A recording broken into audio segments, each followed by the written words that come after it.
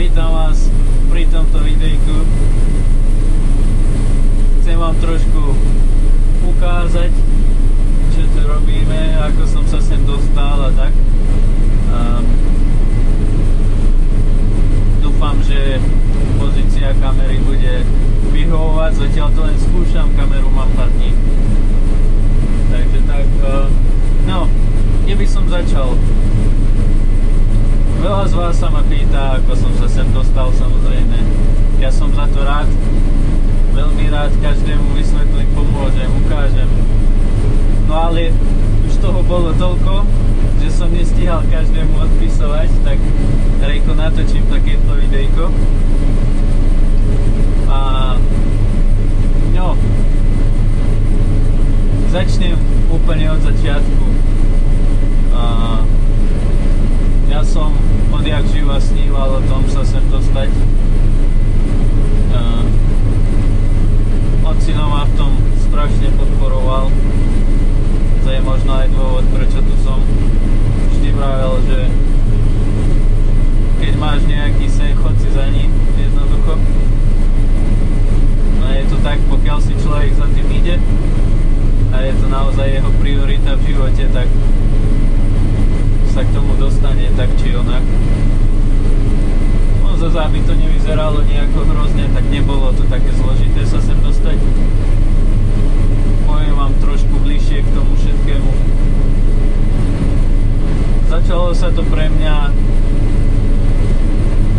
asi tak v novembri minulého roku, aj keď ja už som to riešil aj rok, dva predtým, ale nikdy som to nejako nedotiahol. Jednak som mal novú robotu hneď po škole, takže som nechcel hneď ani ísť preč odtiaľ. No ale teda minulý rok už som si povedal, už jednoducho to musím skúsiť, už mi chýbali stroje a tak, nakoľko nerobím v poľnohospodárstve doma. Čiže ten proces začal niekedy v novembri. Ja som sledoval, aj vy môžete sledovať, určite veľa z vás už aj sleduje stránky takýchto firiem v Spojených štátoch. Je ich naozaj veľa, čo chodia takto kvázi službáriť naprieč celými štátmi. Takže ja som ich už sledoval, ja som niektorým firmám aj poposielal životopis. Tam sa mi to bohužiaľ nepodarilo nejako vybaviť, ale našiel som, respektíve ja som ho už poznal, jeden pán z Veľkej Británie, má stránku s názvom Harvest Support USA UK, myslím. Je to pán, starší pán, ktorý takisto zažil takúto žatvu dávno, pred veľa rokmi, a teraz sa snaží mladým chalanom, hlavne z Anglicka a Írska, pomáhať tým, že im sprostredkuje tú robotu. Aj keď on sám si za to nebere žiadny poplatok ako nejaké agentúry, na ktoré môžete naraziť. Čo by som chcel povedať, že tomu sa vyvarujte. Naozaj to asi nestojí za tie poplatky, čo si od vás budú brať, a možno sa ani o vás tak dobre nepostarajú ako tento pán o mňa. Volá sa Paul Hort. Dúfam, že to vyslovujem správne. Veľmi dobrý chlap, výborná komunikácia, naozaj pomohol mi špičkovo. Budem mu za to vďačný do konca života, to je jasné.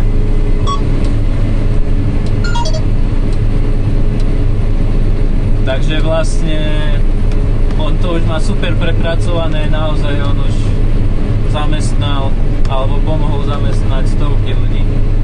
Mám prepracovanú stránku, určite, ak snívate tiež o takomto zážitku, tak určite odporúčam, pozrite si tú stránku. Vlastne vyplníte tam taký jednoduchý formulár, aby on vlastne vedel, že či vy chcete ísť na kombajn, na rezačku, na traktor alebo čokoľvek. Myslím, že tam toho má celkom dosť. Má tam ináč na stránke aj krátku galériu a vlastne predstavenie niektorých firiem, s ktorými spolupracuje. Čo už pri tom vidíte, že vlastne naozaj má s tými firmami veľmi dobré vzťahy a môžete sa na ňu spoľahnúť. Takže vlastne vyplnil som toto. On sa mi takmer okamžite ozval, potom už sme spolu komunikovali. Vyplnili sa nejaké ďalšie papiere a musel som si vybaviť samozrejme pás a takéto veci. To je dobré už mať v predstihu, aby ste to potom len odfotili a poslali, lebo on to musí mať, aby to potom použil na tie prihlášky a tak ďalej. A potom on vás vlastne odporúči, pošle vaše životopisy do tých jednotlivých firiem a snaží sa vás vlastne niekde umiestniť. Tie firmy sa mu potom ozvú, dajú mu vedieť, chceme tohto na pohovor, on vám to dá vedieť a vlastne už potom to riešite skôr s tou firmou, tak ako ja. Bolo to nejako tesne po novom roku, keď už sa začnú naozaj riešiť tie veci s tou firmou. Nejako po novom roku sme absolvovali úvodné pohovory. Ja som mal 3 pohovory, u každej firmy je to samozrejme iné. Tam vám len odporúčam naozaj, nemusíte vedieť špičkovú angličtinu, ale chcete sa dorozumieť a chcete, aby videli, že sa na vás môžu spoľahnúť. Takže vlastne to sme absolvovali. Keď prejdete tými pohovormi, tak už vlastne si vás ako keby berú. Aj keď stále to ešte nie je 100%, stále sa môže niečo stať, ale už viac menej s vami rátajú a už riešite potom papiere s tou samotnou firmou. Skúsim takto z hlavy zhrnúť, že čo sa tam riešilo. Viem, že ako prvé ma prečítali nejaké samozrejme návrhy zmluv alebo také niečo. Pokiaľ si s tým súhlasíte samozrejme, tak to podpíšete a zase sa pohnete ďalej. Táto firma, o ktorej som ja, nebudem ju radšej menovať, ale určite veľa z vás ju bude poznať, alebo to zistíte z mojich príspevkov. Má veľmi super systém, naozaj špičkový. Oni majú svoj vlastný portál webový, kde vy vlastne dostanete svoje konto a potom nahrávate svoje dokumenty postupne v krokoch. Čiže dajme tomu, prvý krok vám povedia: spravte si pás, nahrajte nám fotku do systému. Vybavené. Nahráte, oni to skontrolujú, posunú vás do druhého kroku. Čo je výborná vec, lebo viete, že nič nevynecháte, oni si skontrolujú, že nič nevynecháte, že máte všetko. A takto sa vlastne posúvate postupne. Nebolo toho až tak moc, ale musíte si na to spraviť čas, samozrejme. Keď je podpísaná tá zmluva, majú váš pas, majú váš občiansky asi nie, ale vodičák im musíte odfotiť, čo máte doma, aby oni vedeli, že či vlastne nejaký máte. Potom, keď tieto prvé dokumenty nahráte, tak sa vlastne začnete zaoberať vízami. Tu vás musím hneď upozorniť, že tie prvé kroky, vyplňanie žiadosti o víza a potom ako keby prihlásenie na pohovor, boli trošku divné, trošku som s tým zápasil, ale teraz už viem ako na to, takže ak niekto z vás bude potrebovať pomoc, neváhajte, ozvite sa. V podstate to funguje tak, že pred pár rokmi ste museli vyplňať strašné kvantum papierov. Teraz si len spravíte úvodné ako keby prihlásenie a žiadosť do ich systému.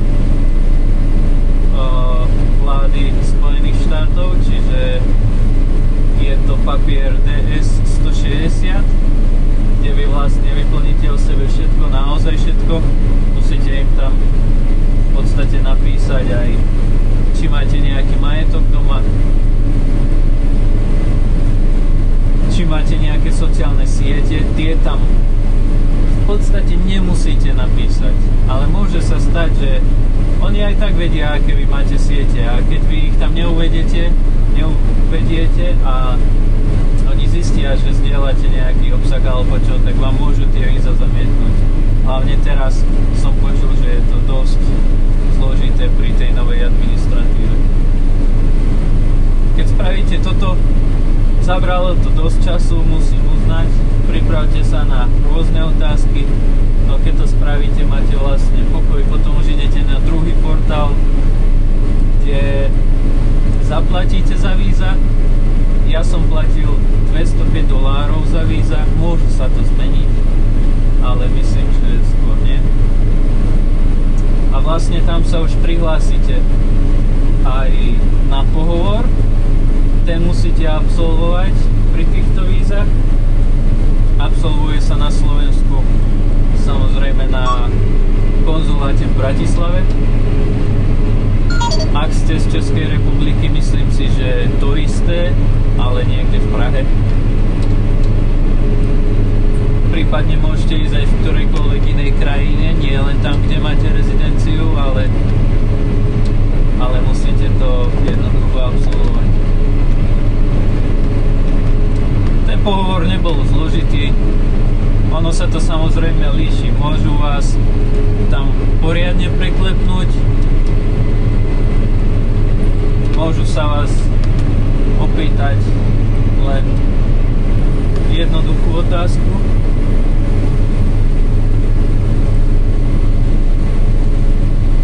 Ja osobne musím uznať, že to bolo veľmi jednoduché. Pani sa ma tam spýtala iba jednu jedinú otázku: čo tam idete robiť? Ja si myslím, že ona v živote nepočula o niekom z Európy, čo by šiel robiť na kombajn niekde na druhú stranu sveta, takže proste povedala: super, tu máte štampel, víza vám prídu do schránky kuriérom. Áno, víza prišli a vlastne ste ready. Potom už len nakúpite samozrejme letenky. To taktiež záleží už od firmy. My sme si kupovali spiatočné. Myslím, že na tieto víza nepotrebujete spiatočné, ale je dobré ich mať. No a potom už len tešiť sa vlastne na odlet. Pre mňa to bolo dosť natesno, lebo dosť ma naťahovali s tými vízami. Musel som si tam na 2-krát rezervovať termín. Navyše som stále bol v robote, takže som nemohol ísť hneď.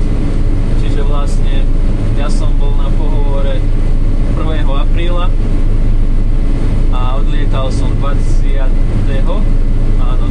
apríla, takže naozaj už len spakovať veci v robote, rozlúčiť sa s kolegami, aj keď ja sa do tej istej roboty vraciam na jeseň,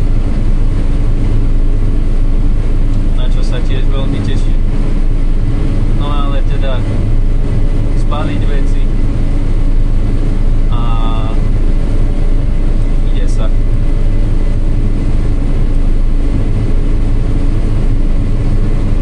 Na letisku vás potom z veľkej pravdepodobnosti privíta niekto z firmy, ten vás naloží do auta a vezne vás na firmu. Niekde je to blízko tu, kde sme my v Arizone, je to pol hodinu od letiska, takže to bolo super. Niekde v Minnesote je to možno aj dlhšia cesta, možno aj pol dňa od letiska, to už neviem. Takže na to sa treba pripraviť, ale ináč je to super, všetko prebehlo hladko, aspoň pre mňa. Veľa ľudí má stresy z toho samotného cestovania. Ja som teda letel z Budapešti do Londýna, v Londýne som presadol a priletel sem do Phoenixu v Arizone.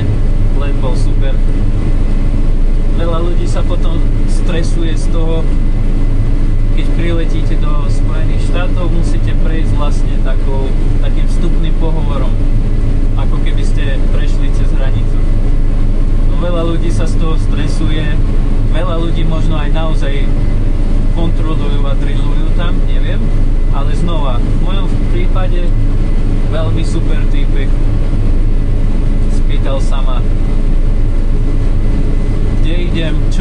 urobiť.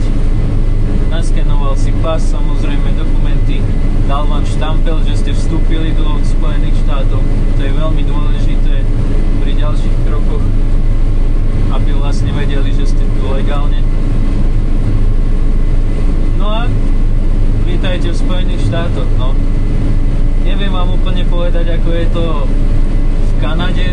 Viem, že je to možno niečo jednoduchšie, ale ten vízový pohovor na ambasáde musíte absolvovať niekde inde, keďže na Slovensku nemajú ambasádu. Takže ako náhle prídete do Spojených štátov, zase to záleží od každej firmy. My sme tu začali hneď v podstate vybavovať tie papiere, ktoré musíte mať tu v Spojených štátov. Ako prvé bolo Social Security, bez toho nemôžete pracovať, nemôžete robiť vodičák, nič. Takže prídete na ten úrad. Na tom úrade vlastne si len podáte žiadosť. Musíte im dať pas, papier I-94, čo je v podstate potvrdenie o tom, že ste prišli do tých Spojených štátov, čo som vravel. A tam by vlastne nemal byť žiadny problém. Myslím si, samozrejme môže sa stať všetko. Jeden kolega s tým mal problém, ale on bol z Írska, takže je to trochu iné. Social Security card vám príde do 2 týždňov do schránky. Ako náhle vám príde, môžete začať s ostatnými papiermi.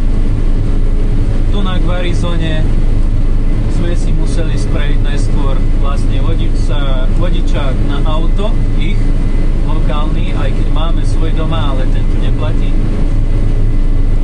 To vlastne obnášalo len spraviť jednoduchý 30-otázkový test a jednoduchú jazdu okolo bloku. Úplne jednoduchá vec. Keď spravíte toto, karta vám príde do pár dní, ale vy už môžete hneď jazdiť.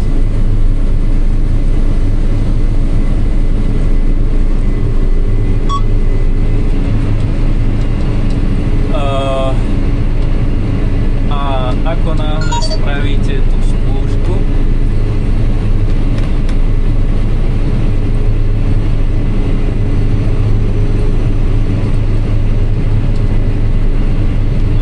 presunieme sa vedľa.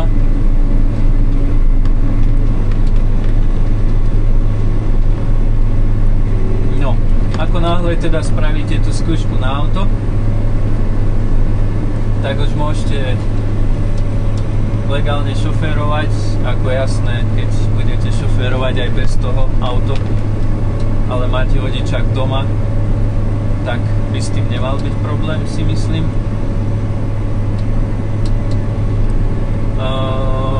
Hneď môžete začať robiť testy na CDL, čo je vlastne vodičák na kamión.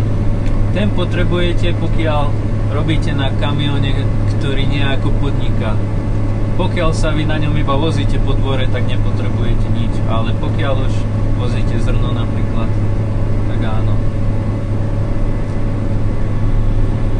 Tie písomné testy, respektíve nie písomné, tunak sa robia bežne elektronicky, tak ako je to už aj na Slovensku, ale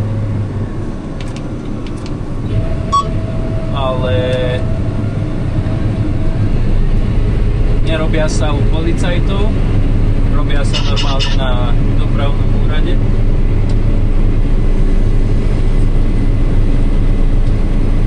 A vlastne tie požiadavky sa takisto líšia od štátu. Vlastne všetko, čo sa týka vodičákov.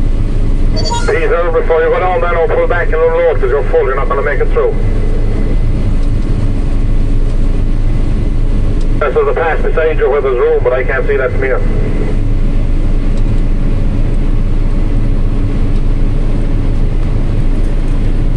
I should be able to unload here if I need to. Okay. Flannel's right behind you.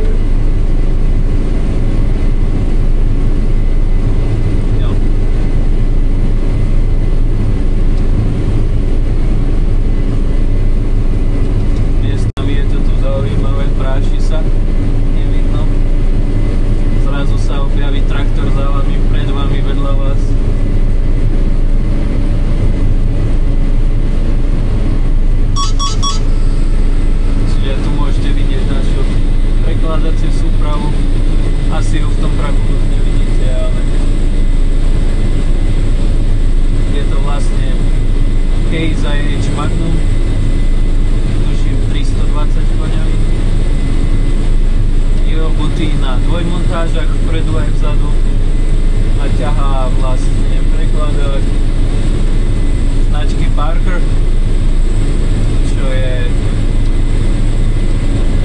ich americká značka.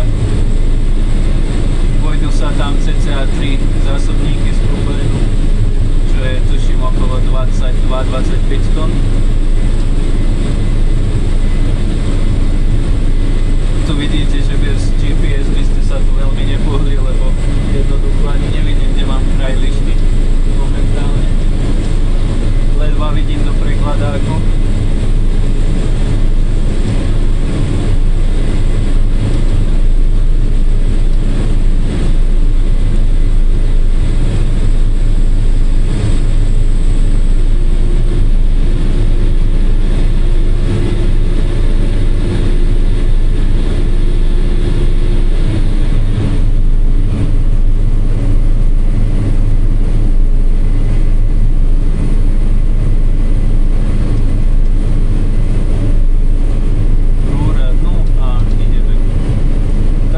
Skončil som pri tých testoch na CDL. Tie vlastne sú už obsiahlejšie. Celkovo musím povedať, že ten kurz na kamión mi príde naozaj na americké pomery veľmi striktný. Možno ešte striktnejší ako u nás na Slovensku. Tie testy pozostávajú general knowledge, čo je vlastne všeobecné známosť, poznatky okolo kamiónu a jazdenia a správania na ceste a tak ďalej. Druhá časť air brakes, keďže takmer všetky kamióny v Amerike používajú vzduchové brzdy a tie sú úplne odlišné od hydraulických. Hlavne tieto, čo sú konštrukčne a na úrovni. Celkovo tie kamióny sú na úrovni našej vetriesky. Bohužiaľ. No, takže robíte ten test na tie vzduchové brzdy, ten už je kratší, ale musíte takisto ako zo všetkých testov prejsť minimálne 80% mať správne. A tretí test je combinations, čo už je vlastne dodatok k vodičáku.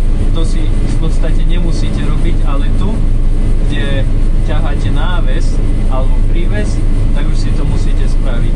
Ináč by ste mohli chodiť iba s plošinou alebo normálnou sklopkou.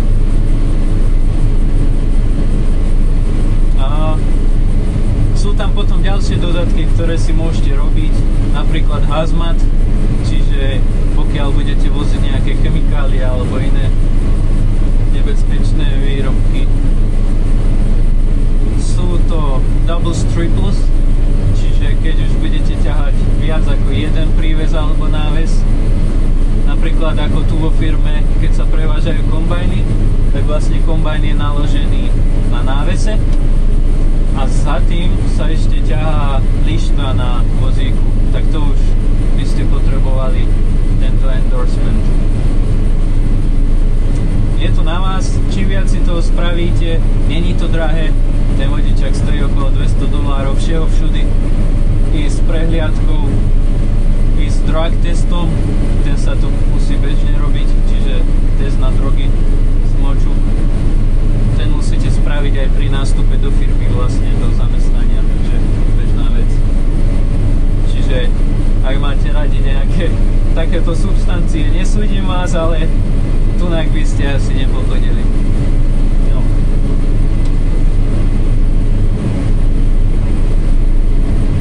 Takže vlastne spravíte tie testy, čakáte potom minimálne 2 týždne alebo 14 kalendárnych dní musíte čakať na to, aby ste mohli spraviť vlastne praktické testy. Medzi tým musíte spraviť také online školenie, ktoré je naozaj rozsiahle a trvá to asi 3 dní, kým to spravíte, ak to robíte 8 hodín denne. A na konci každej sekcie je test. Tých testov je tam asi 40.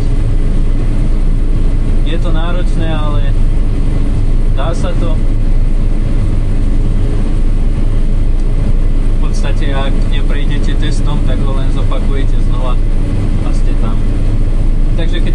2 týždne, tak potom môžete robiť tie testy. U mňa to bolo trochu dlhšie ako 2 týždne, lebo sme to nestíhali celkom. Mal som skúšku iba včera, chvála Bohu, úspešne.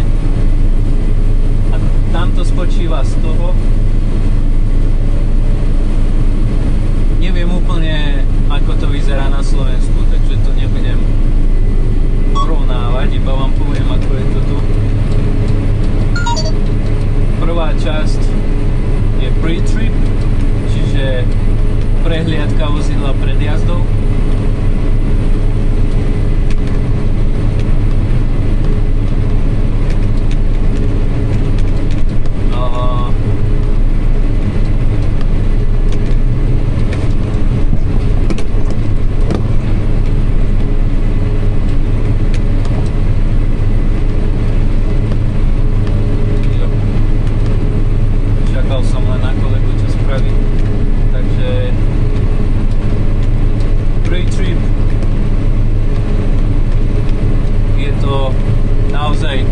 Rozsiahla kontrola vozidla, kedy vlastne skúšajúci vás počúva a vy mu musíte povedať plus ukázať každú jednu súčiastku na vozidle.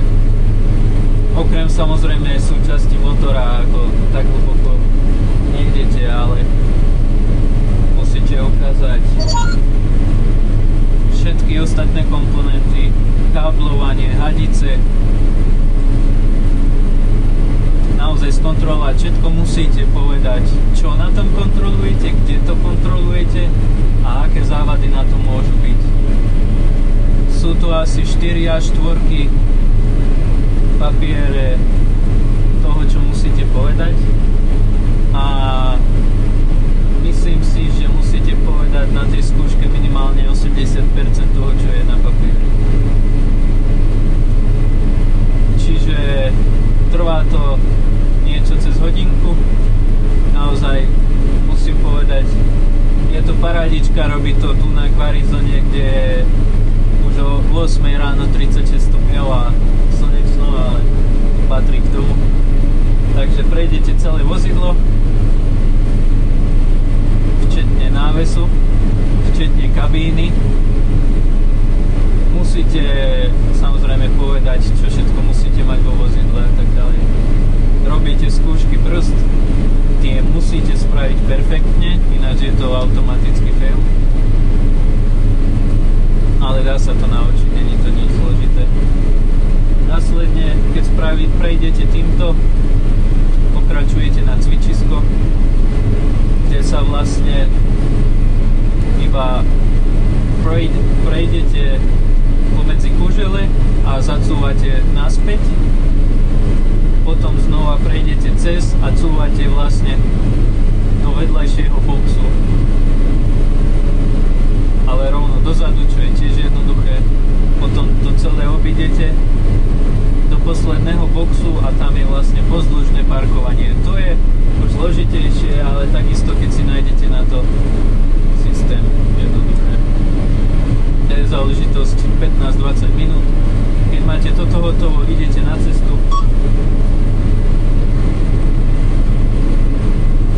Na ceste samozrejme to už je dosť zložitá vec.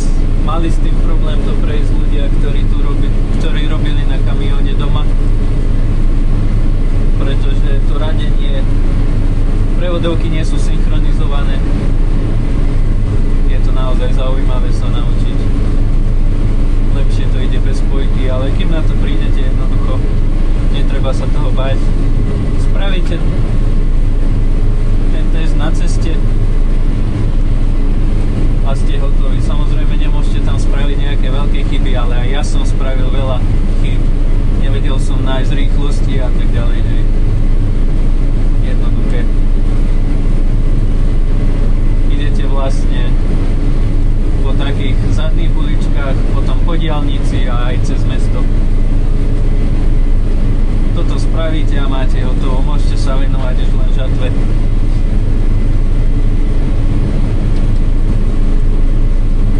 Potom vás už vlastne nič také extra nečaká.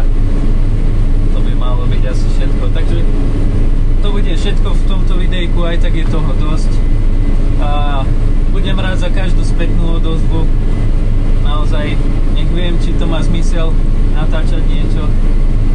Takže každý like, komentár, odber, budem veľmi rád. Zároveň budem veľmi rád, keď budete sledovať túto moju cestu. Budem sa snažiť to naozaj priblížiť čo najlepšie. V prípade akýchkoľvek otázok neváhajte ma kontaktovať, rád vám pomôžem s hocičím. Rád vám odpoviem na hocičo. A tak, no, 32 minút ako nič.